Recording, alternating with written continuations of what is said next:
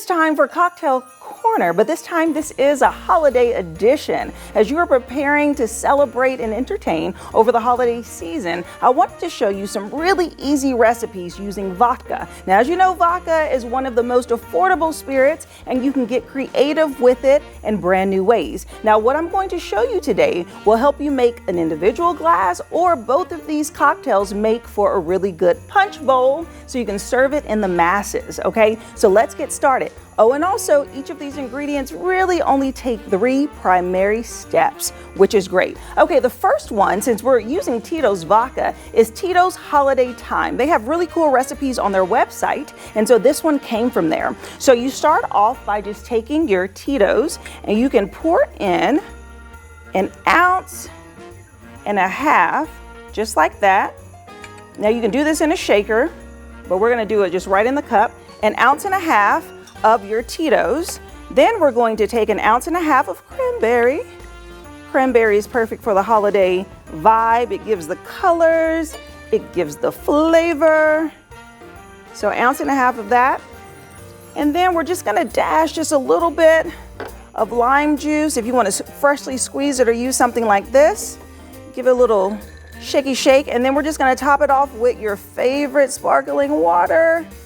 Just like that, so beautiful, layered fun. And then of course, you cannot have a cocktail without having it garnished and looking good. And this is a thyme martini, so the best way to elevate your vodka is to give a little herb to it. So I have some thyme leaves here, and then of course some cranberries. So what I'm gonna do is I'm just gonna sprinkle some cranberries on top, just like that. And then what we're gonna do is add in a couple of sprigs off to the side of your thyme.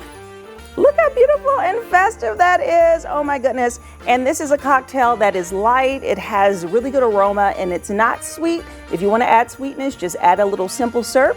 Let's give it a little tasty taste. Delightful. So good. Okay. Moving on to our next cocktail. This recipe comes from the Kitchen Magpie, which is an online blog that offers recipes for both cooking and cocktails. And so today we're going to make their Peppermint Eggnog Martini. Peppermint is such a delightful flair for the holiday, and who doesn't love eggnog? Okay, so let's get started by rimming the glass. We're just gonna take a martini glass. What I have in this container here is simple syrup, okay? So we're just gonna get that. You can just slowly twirl it around in your simple syrup. And what I did was I smashed up some peppermint.